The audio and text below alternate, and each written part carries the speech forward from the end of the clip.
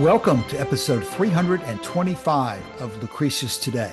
This is a podcast dedicated to the poet Lucretius, who wrote On the Nature of Things, the most complete presentation of Epicurean philosophy left to us from the ancient world. Each week we walk you through the Epicurean text and we discuss how Epicurean philosophy can apply to you today. If you find the Epicurean worldview attractive, we invite you to join us in the study of Epicurus at Epicureanfriends.com, where we discuss this and all of our podcast episodes. We continue this week in a series devoted to going through Cicero's academic questions, which of course in itself is not an Epicurean text, but which preserves for us important information about the positions that Epicurus was taking in regard to the major competing philosophies of the time. I've always thought the title Academic Questions was particularly dry, but the topics that are being covered here are some of the most important in philosophy as a whole, and certainly in Epicurean philosophy, and we are about to move into some extremely deep material. We've started off in recent weeks talking about the three divisions of philosophy that basically all the philosophers agreed on, that it helps to divide things into discussions of nature or physics, ethics or how to live, and then epistemology or the theory of knowledge, which in many aspects is considered by these other philosophers to be something that is involved with logic or dialectic, as opposed to the way Epicurus saw it, which becomes canonics based on the senses, anticipations, and feelings, as opposed to the manipulation of words and ideas as Pythagoras, Socrates, Plato, and the rest in that line of philosophers began to focus on.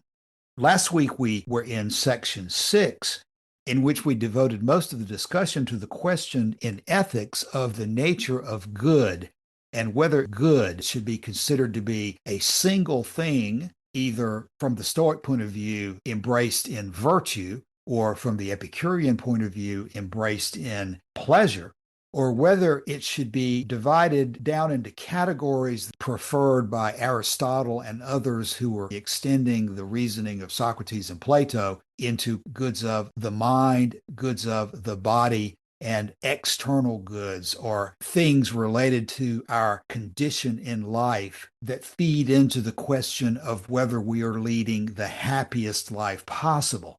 In fact, that is another aspect of the question of discussing the good.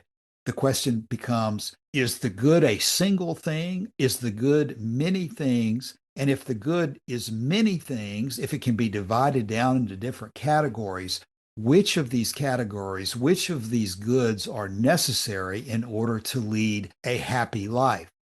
The question often comes down to whether it's even appropriate to think about a happy life being something that is different from person to person. Can a particular happy life be happier than another happy life? Or by saying that a life is happy, have you said simply that you've reached the summit, that that is the ultimate good, and that all men who are happy are in exactly the same condition?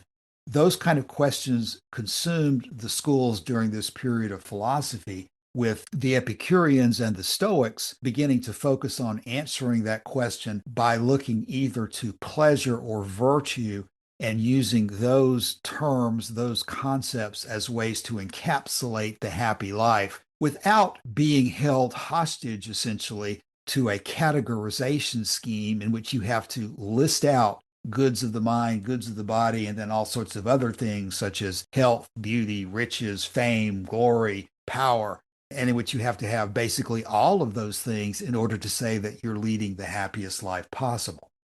We also discussed at length last week this issue that became magnified in Socrates and Plato of considering pleasure as something that not only is not a part of the happy life, but which is an enemy of the happy life. Joshua presented last week a very good discussion of parts of Plato's Republic, in which it becomes clear when you look at that analysis that the senses and pleasure were held by those philosophers, not even something that's to be nice to have if you can get it, but as actual obstacles or enemies of the happiest life possible.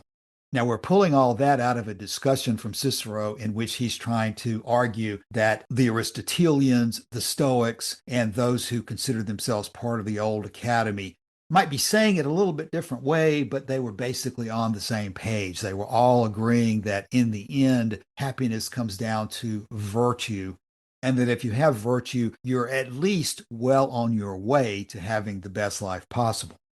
We're going to be continuing to talk about some of those issues, but let's continue to move on by going further in section 6 and reading the rest of this section. We'll stop there briefly, and then we will move on to section 7. Let me now turn it over to see if Joshua has anything to add from last week, and then let him proceed to finish section 6 for us. So last week we finished up on ethics and concluded with reference to Plato's Republic. This week we move on to the second division of philosophy, dealing with nature and obscure matters. And the ground we're going to be covering as we talk about the academic understanding of nature is ground covered by a different dialogue of Plato. It's in the Timaeus. And I thought it was interesting to note what the translator Benjamin Jowett says about the Timaeus. He says, of all the writings of Plato, the Timaeus is the most obscure and repulsive to the modern reader, and has nevertheless had the greatest influence over the ancient and medieval world. The obscurity arises in the infancy of physical science, out of the confusion of theological, mathematical, and physiological notions, out of the desire to conceive the whole of nature without any adequate knowledge of the parts, and from a greater perception of similarities which lie on the surface than of differences which are hidden from view, to bring sense under the control of reason, to find some way through the mist or labyrinth of appearances, either the highway of mathematics, or more devious paths suggested by the analogy of man with the world, and of the world with man, to see that all things have a cause and are tending toward an end. This is the spirit of the ancient physical philosopher. And what we're going to be dealing with as we go into the material, which Varro is adapting from the Timaeus, we are going to have a very breathy overview of the main points. But you can go as deep as you want to by looking at that dialogue, and I'll try to pull out some bits. And we'll also have the Young translation side by side with the Rackham translation as we go through this to get the most clarity out of it, because this is an area of Platonism that I'm not that familiar with myself. So in section 6 of Academic Questions, we got through the first main large paragraph, which was on ethics, and those 3 divisions of goods in ethics. And then we come to the second division in philosophy, which is nature. And Varro is speaking once again, and he says this. He says, but concerning nature, for that came next, they, the early academics, spoke in such a manner that they divided it into 2 parts, making one efficient and the other lending itself, as it were, to the first as subject matter to be worked upon. And the Rackham translation says that they divided nature into 2 principles, the one active and the other passive, on which the active operated and out of which an entity was created. So you could say we have an efficient part of nature and a material part of nature. You could say we have an active part of nature and a passive part of nature. For that part which was efficient or active, they thought there was power. And in that which was made something by it, they thought there was some matter, and something of both in each. For they considered that matter itself could have no cohesion unless it were held together by some power, and that power could have none without some matter to work upon. For that is nothing which is not necessarily somewhere. But that which exists from a combination of the 2, they called at once body and a sort of quality, as it were. For you will give me leave, in speaking of subjects which have not previously been in fashion, to use at times words which have never been heard of, which indeed is no more than the Greeks themselves do, who have been long in the habit of discussing these subjects. Okay, thanks, Joshua. I know you have a lot to add. Even though we're going to be in the middle of a lot of very subtle material here, I do think it's possible to keep the context clear about what we're talking about. Varro is asserting on behalf of Socrates, Plato, Aristotle, the conventional Greek philosophers, that they are looking at the totality of things as divided between the material of the universe, whatever they call it, versus something that's above the universe and acting upon it. And you've already introduced the question of causes and so forth, things that are acting versus things that are acted upon. And I just want to call attention that their analysis presumes this duality of things into a power of action that is over and above the material of the universe, whatever it is. That is totally contradictory to the way that Epicurus saw the universe as everything resolving down into matter and void without any external power, anything external to the universe of matter and void to act upon it. That all action, all events within our universe, according to Epicurus, take place naturally within the universe itself, and that there's nothing outside of it. So I know that's pretty clear to most of us, but again, that's the big picture to keep in mind as we proceed. In looking at the Rackham material, Rackham uses terms like active principle and the other one being a material, so that there is an active principle acting on this other material. In the translation that we're looking at, there's a sidebar commentary that this is Antiochus's physics. Entities are matter informed by force, all of which leads to the same conclusion that these other philosophers had held, that there's some force in the universe that is the organizing principle that leads everything to come into being in the way we see it around us.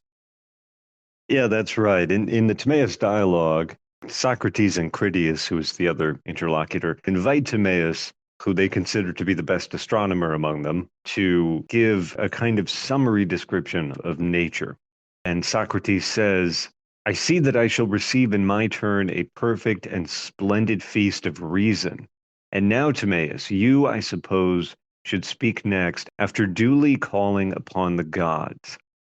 And Timaeus says, all men, Socrates, who have any degree of right feeling, at the beginning of every enterprise, whether small or great, always call upon the gods. And we too, who are going to discourse of the nature of the universe, how created or how existing without creation, if we be not altogether out of our wits, must invoke the aid of gods and goddesses, and pray that our words may be acceptable to them and consistent with themselves. Let this then be our invocation of the gods, to which I add an exhortation of myself to speak in such manner as will be most intelligible to you and will most accord with my own intent. And then he says this, first then, in my judgment, we must make a distinction and ask, what is that which always is and has no becoming, and what is that which is always becoming and never is? That which is apprehended by intelligence and reason is always in the same state, but that which is conceived by opinion with the help of sensation and without reason is always in a process of becoming and perishing and never really is. Now, everything that becomes or is created must of necessity be created by some cause, for without a cause, nothing can be created. The work of the Creator, whenever he looks to the unchangeable and fashions the form and nature of his work after an unchanging pattern, must necessarily be made fair and perfect. But when he looks to the created only and uses a created pattern, it is not fair or perfect. And then he asks a question. He says, was the heaven then or the world, whether called by this or by any other more appropriate name, assuming the name, I am asking a question which has to be asked at the beginning of an inquiry about anything. Was the world, I say, always in existence and without beginning, or was it created and had it a beginning? And Timaeus says, I reply that it was created, being visible and tangible and having a body, and therefore sensible. And all sensible things are apprehended by opinion and sense, and are in a process of creation, and therefore are created. I'm going to stop there. We've got a lot going on here already. There is a key difference between the world that Timaeus is describing and the world of Epicurus.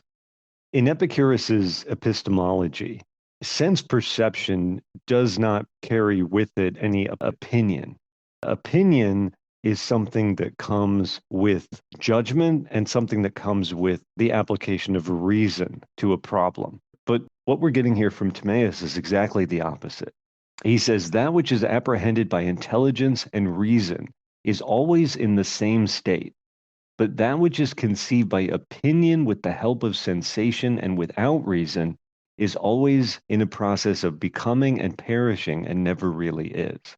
So he's saying that if the world as we approach it is conceived by sensation without reason, it is conceived by opinion and it is in the process of becoming.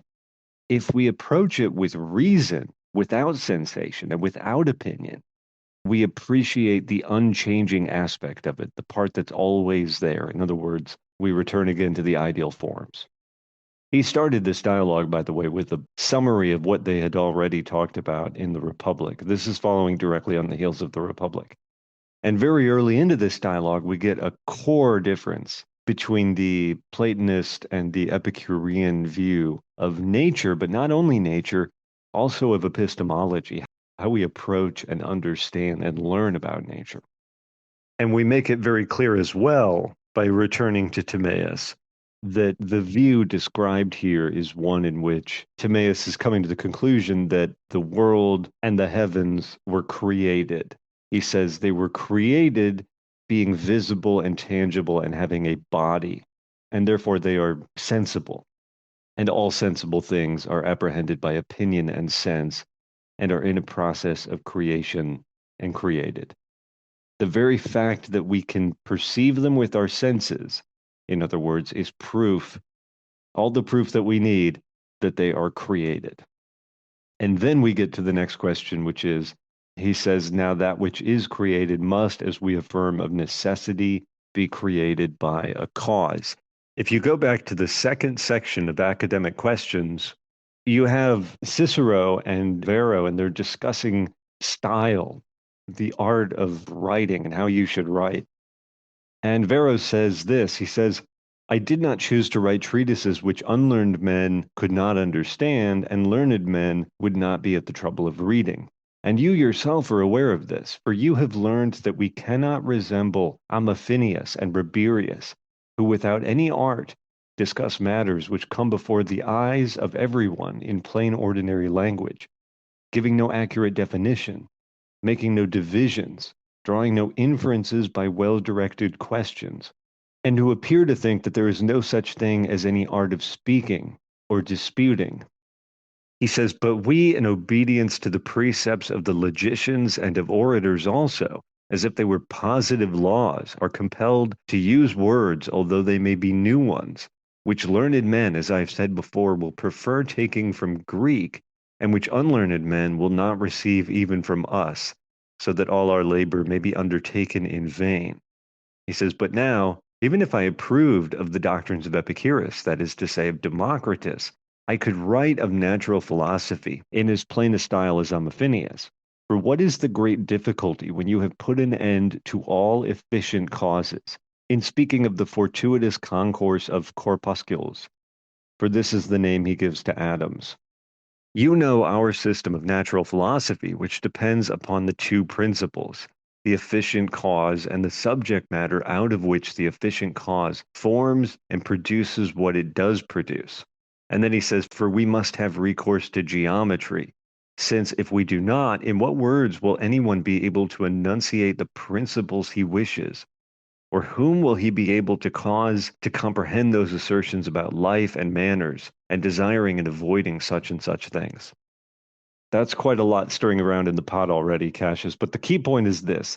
Number one, in the world described by Timaeus, not only do we have to invoke the gods in any discussion of nature, we also have to recognize that nature itself was created, and that the evidence that nature was created is that it is perceptible by the senses. Because it's perceptible by the senses, we know that it is in a state of constant becoming rather than in a state of pure and perfect being. And it is precisely those things that are perceptible by the senses that are the most subject to dispute, because with sense perception, that's where opinion enters. In contrast to Epicurus, who thought that sense perception was free of opinion. Opinion doesn't enter into it until you begin the process of rational judgment. As you listen to all this, Cassius, how would you summarize where we are now? Is that making sense? Joshua, no doubt it is difficult, but it definitely makes sense. And again, it is very difficult to overstress the importance of this. I know in my own case, I have spent many years being confused when I would encounter this discussion of being versus becoming. It seemed to me in the past that no one could fail to understand that being is something you want to be and therefore superior.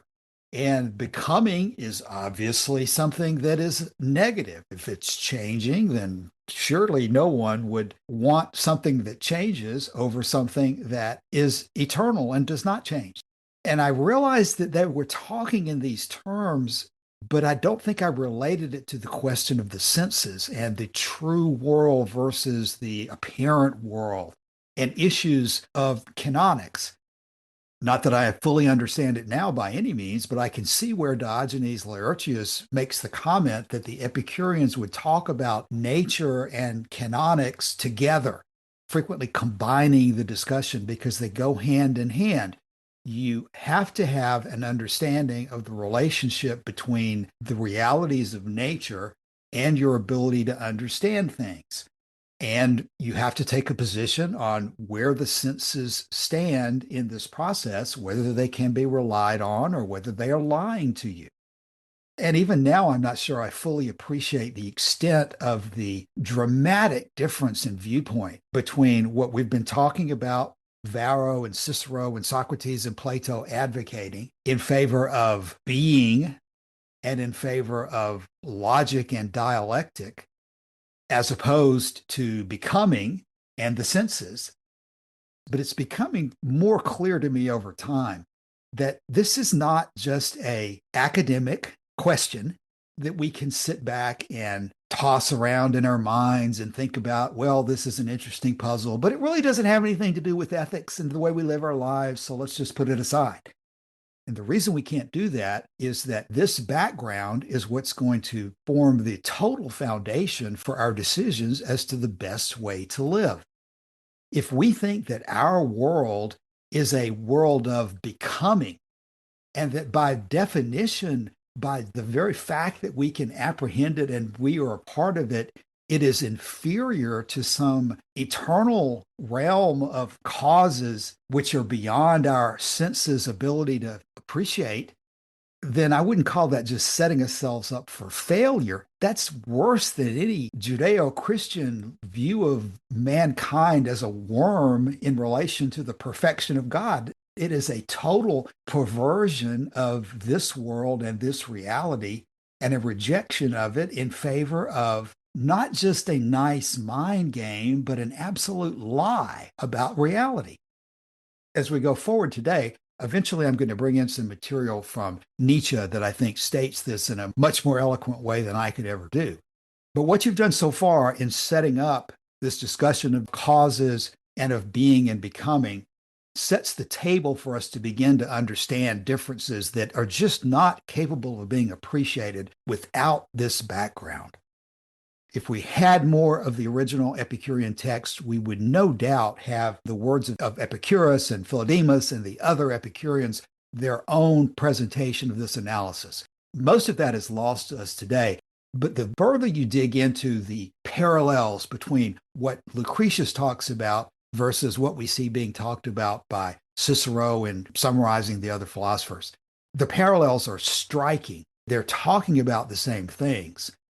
The presentation that we have of those things in Plato, in these works of Cicero, is more refined because it's more complete, and we have it in a more final form passed down for the last 2,000 years.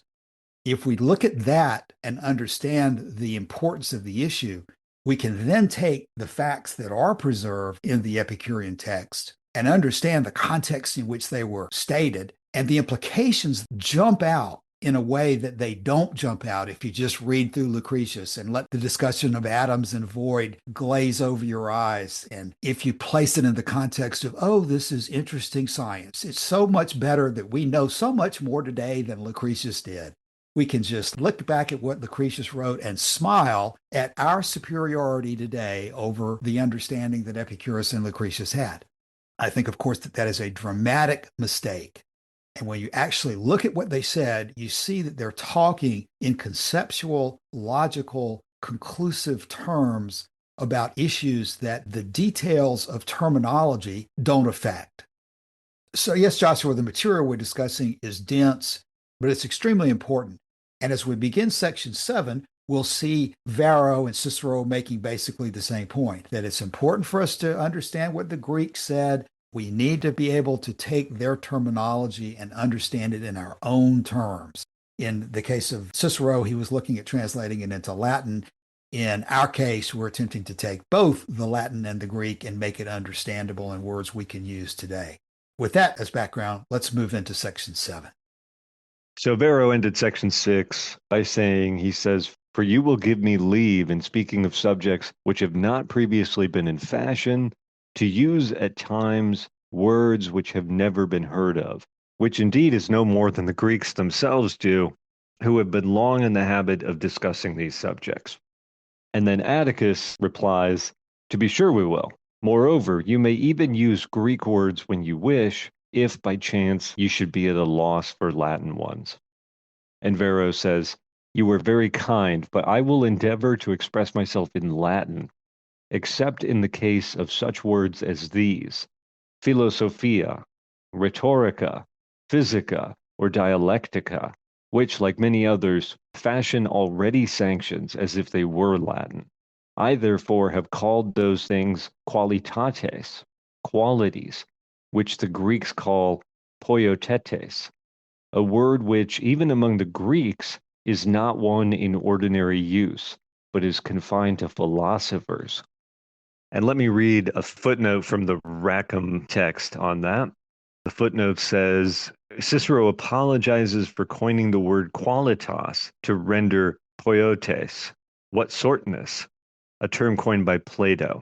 The Latin abstract noun, like the Greek, is used for the concrete, a thing of a certain quality, an object possessing certain properties. So poiotes and qualitas both are meant to mean something like what sortness. Both Plato and Cicero have invented a word. They've coined a new word to try to grapple with this philosophical concept. That's what they're discussing at the moment. And Varro continues, he says, "And the same rule applies to many other expressions. As for the dialecticians, they have no terms in common use. They use technical terms entirely. And the case is the same with nearly every art. For men must either invent new names for new things, or else borrow them from other subjects. And if the Greeks do this, who have now been engaged in such matters for so many ages, how much more ought this license to be allowed to us, who are now endeavoring to deal with these subjects for the first time?" And then Cicero himself replies, he says, "O Varro, it appears to me that you will deserve well of your fellow countrymen if you enrich them not only with an abundance of new things as you have done, but also of words. We will venture then," said Varro, "to employ new terms if it be necessary, armed with your authority and sanction." It's interesting to note there that Atticus, as the name implies, very fond of Athens and of all things Greek, that Atticus is the one to propose using Greek words.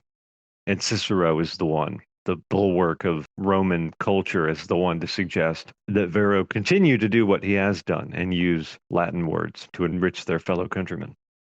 Yeah, Joshua, this little excursion into Latin versus Greek words might not seem particularly important, but there's many aspects to it.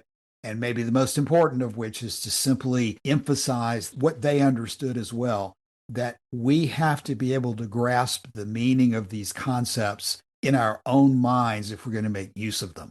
And these Greek philosophers were using terminology that they themselves didn't use all that often. but they were trying to get to something that needs to be understood and that really is, in many ways, not all that difficult. It becomes difficult when you break things down in so many different ways and use technical words, which become a sort of jargon, which become a sort of power trip for those people who are able to reference in their minds the particular philosopher who came up with it or the particular meaning of a particular word in a particular context. But as always is the case, the big issues of life are much more general than questions of who said it first, how did they say it, and in what words did they use. What we're going to find as we proceed through section 7 is that we're going to come fairly quickly back to the ultimate question again about whether the universe was created by an outside force or whether, in fact, the universe is eternal. And that is going to be the big picture. This question of the intermediate steps about how you describe the processes and procedures in getting to that conclusion are definitely important, but they're the easiest to understand when you keep the context in mind. For example, in the list of Greek words that you referenced, philosophia, rhetorica, physico, or dialectica, we can pick up that we understand philosophy, we understand physics, but the meaning of words like rhetorica or dialectica are not nearly so familiar to most of us. And in the case of dialectica, that's the word that is being used in most cases here by Cicero's line of philosophy to describe this issue of knowledge. That's right. And there's a footnote also in the Rackham edition that says logic, including both formal logic and epistemology, or the theory of knowledge, included both dialectic and rhetoric. So dialectic and rhetoric together go up to make what they called logic. Great point, Joshua. And that focuses what I was saying, that Cicero's philosophers are focusing knowledge on dialectic, on rhetoric, on logic, on the processing of words as opposed to the processing of the senses. And here's where I'd like to bring in an external reference myself. Joshua does a great job of bringing in other references that I would never be able to find myself. But it happens today that I came across this in a section of Nietzsche's Twilight of the Idols that I think is directly on point. And I use it not because we should accept that it might be correct because Nietzsche said it. I am myself very unfamiliar with most of Nietzsche's work. But it does help us when people listen to our obscure podcasts and our obscure podcasters talk about things not part of our lifelong training that we're trying to get as accurate as we possibly can.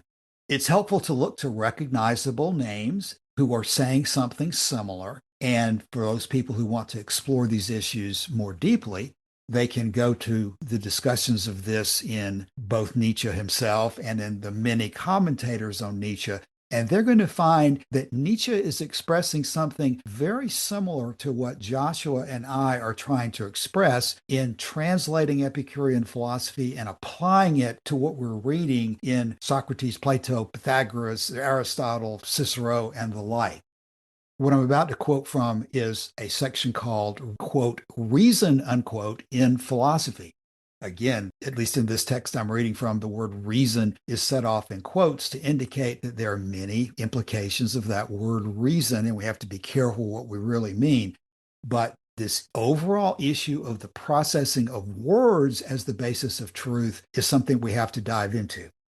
This is what Nietzsche said in this section, Reason in Philosophy. Quote, you ask me which of the philosopher's traits are really idiosyncrasies. For example, their lack of historical sense, their hatred of the very idea of becoming, their Egyptianism. They think that they show their respect for a subject when they dehistoricize it, subspecie aeternitas, when they turn it into a mummy. All that philosophers have handled for thousands of years have been concept mummies. Nothing real escaped their grasp alive. And of course, as I'm quoting this, I want to emphasize, I think that this is being stated not against Epicurus, but from the position of someone who sees things as Epicurus does against the other philosophers. Now I'll continue the quote. When these honorable idolaters of concepts worship something, they kill it and stuff it. They threaten the life of everything they worship.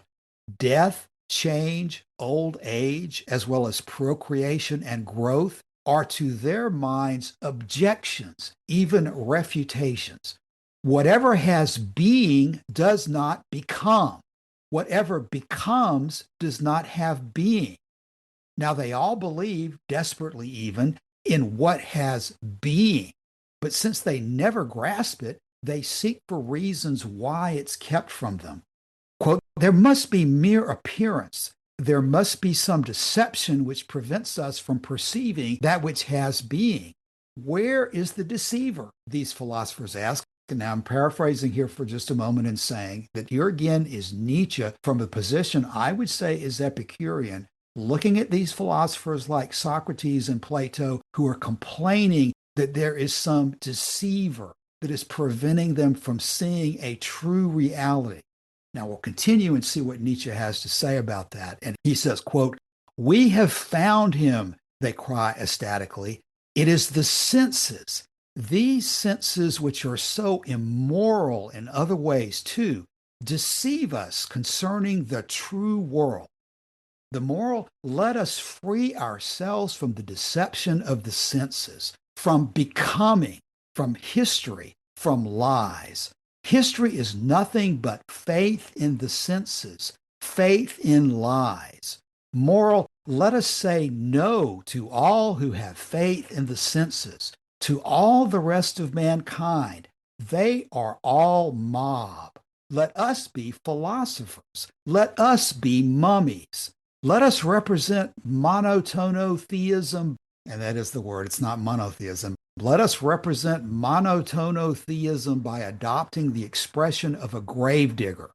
And above all, away with the body, this wretched fixed idea of the senses, disfigured by all the fallacies of logic, refuted even impossible, although it is impudent enough to believe as if it were real.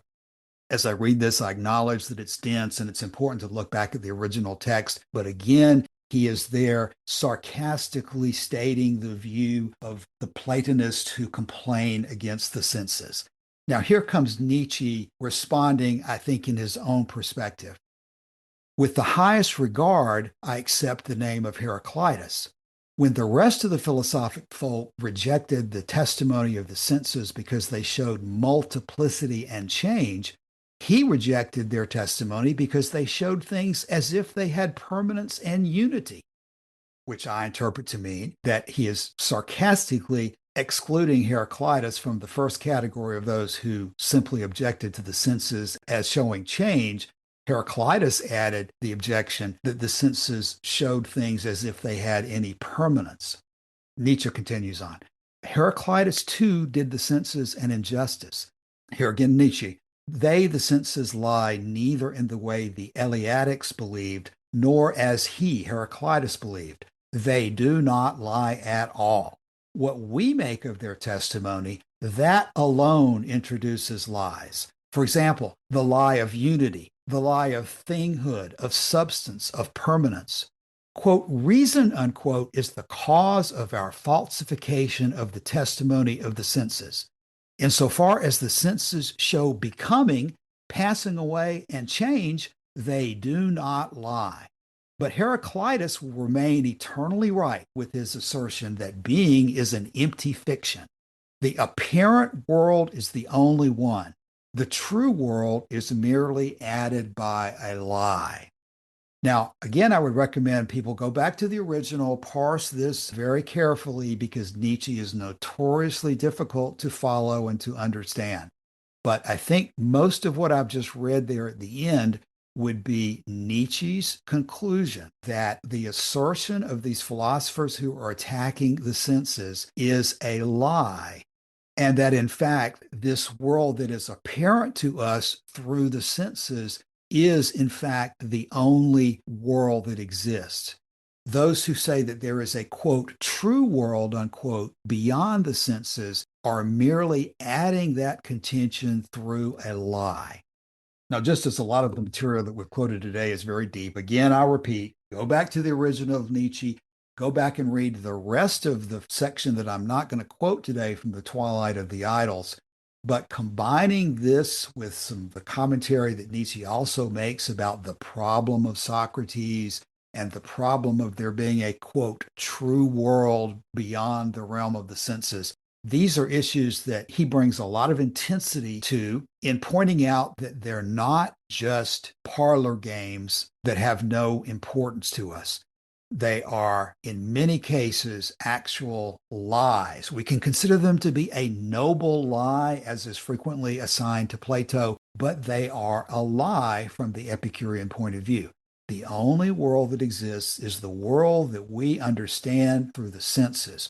We use our minds to reason to conclusions about the way the world is, with a classic example being that we do not ever, through sensation, see or touch an atom. We reason our way to the conclusion that atoms, indivisible particles, do exist and are the basis for the way the world works. But that is, in fact, the only world that exists. That is the true world, which comes to us through the senses, and we understand through the sensations, anticipations, and feelings, and the proper processing of that information. There is no added on world above and beyond this one that is the force, the real efficient cause of this world being what it is. This world operates on its own and without that external influence. Joshua, I know that we're probably running long already, but any closing thoughts from you? We'll have a lot more to say about all this next week, but I don't want to close without giving you the opportunity to add any final thoughts today. This is, I think, some of the densest material we've ever covered, probably, going through academic questions here, because as I'm comparing what we're seeing here to what I'm reading in Timaeus, to what we've seen elsewhere in Cicero, every sentence of it almost could be expanded into an argument that needs to be dealt with. And we're going to get into next week a whole discussion on qualities and on the relationship between matter and efficient cause, and on the role of divine providence. There's a whole lot more to come. You're exactly right, Joshua. The people who read through Lucretius book 1, and they'll get down well into the book, and he'll start talking about Helen of Troy and whether that really exists or not, and the properties and qualities of atoms and accidents and events. And they'll think to themselves, why in the world is Lucretius boring us with these details which could be of interest to no one but a technician or a physicist? Why are you bothering us with this information? Well, the reason he's bothering us with it is what we're seeing here in academic questions. Cicero was a statesman. He was a man of action. He was absolutely interested in practical arguments. And yet these issues are exactly what Cicero was himself talking about, because he understood the implications of this science of nature to the decisions we make in everyday life. Okay, with that, we'll close today and come back and continue in section 7 next week. As always, we invite you to drop by the forum and let us know if you have any comments or questions on our podcast or any other aspect of Epicurus. Thanks for your time today. We'll be back again soon. See you then. Bye.